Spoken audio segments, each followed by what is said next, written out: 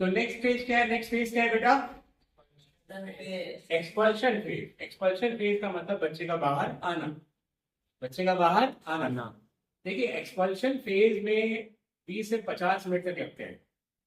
थोड़ा और देर हो गया तो 1 घंटे तक, पर बहुत ज्यादा देर होगी तो मान क्या जान चली जाए, क्योंकि लेबर पेन वो बहुत ज्यादा दर्द होता है, जानने का हो सकता है देर होने का। एक्सपल्शन फेज का मतलब कि बच्चे का बाहर आना। अब एमनियोटिक फ्लूइड बाहर आ गया, कि एमनियोट रैप्चर कर गई, एमनियोटिक फ्लूइड बाहर आया, उसके बाद बच्चा बाहर आ जाता है। अब बच्चा जैसे ही बाहर आए उसके अम्बिलिकल कॉर्ड को हम कट करेंगे। अम्बिलिकल कॉर्ड कट करते ही उसमें कुछ चेंजेस होंगे।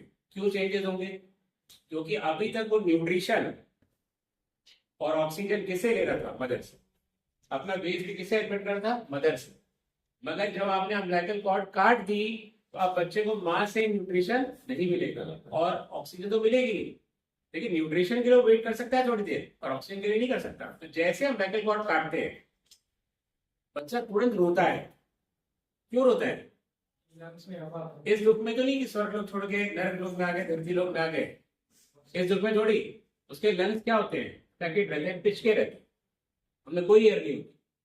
करती भी क्या, क्योंकि वो सांस को तो ले नहीं रहा था माँ के गर्भ में। तो वो रोता है, और जब रोता है तो अपने लंग्स को क्या करता है? उसमें एयर को भर लेता है, और जिससे वो सांस उसकी चलना चालू हो जाती है। तो मतलब स्विच ओवर हुआ किसमें? रेस्पिरेटरी सिस्टम में चेंज आया बहुत। दूसरा सर्कुलेटरी सिस्टम में भी चेंज आएगा। क्या चेंज आएगा? पहले जब वो होम में था तो आप जानते हो हार्ट में ओपनिंग से आपको बताया था मैंने, कौन कौन सी ओपनिंग?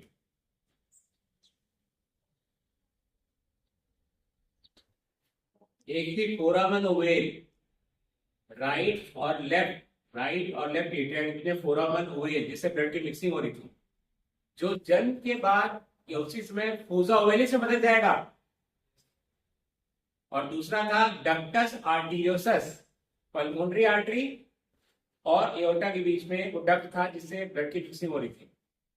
जन्म के समय में बदल जाएगा लिगामेंटम आर्टियोसम। किसमें? लिगामेंटम आर्टियोसम में। मतलब ये दोनों छेद बंद हो जाएंगे, क्योंकि जन्म के बाद ब्लड की मिक्सिंग नहीं होनी चाहिए।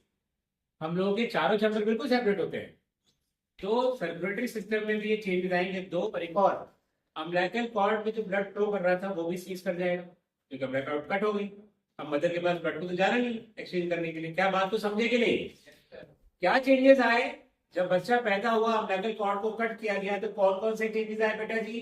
पहला चेंज रेस्पिरेटरी सिस्टम में आया, दूसरा उसके सर्कुलेटरी सिस्टम में, दूसरा सर्कुलेटरी सिस्टम में आया। और इन चेंजेस के लिए नाइट्रिक ऑक्साइड प्रोड्यूस होती है, वो बहुत जरूरी है, NO। अगर ये चेंजेस, ये स्विच ओवर इनकम्प्लीट है तो इसका मतलब बच्चे में NO कंप्लीट और nitric oxide at the time of birth.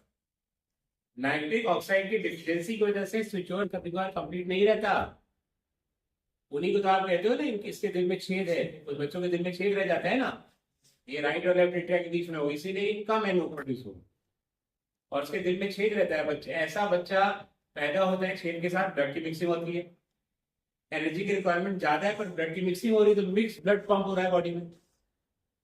ऐसे बच्चे बैठ कर खेल सकते हैं लूडो, सांप सीढ़ी, ये सब, मगर भाग दौड़ वाली गेम अगर खेलेगी तो बेहोश हो जाएगा।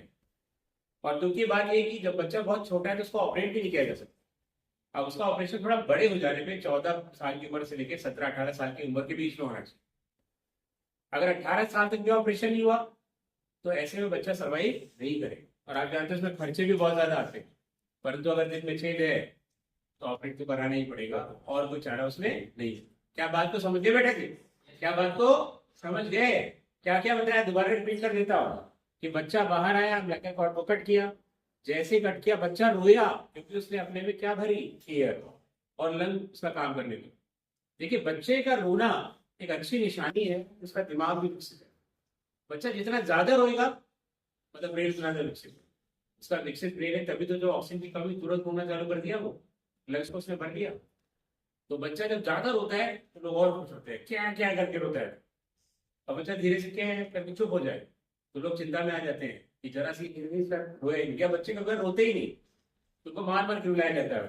3 इडियट्स में देखा है ना, मार मार खिलाया जाता है। अगर थोड़ी देर तक न रोए तो हमेशा के लिए गए।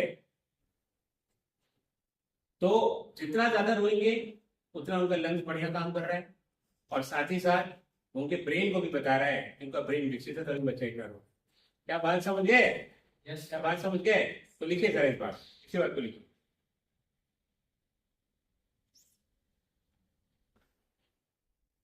इसको रिकॉर्डिंग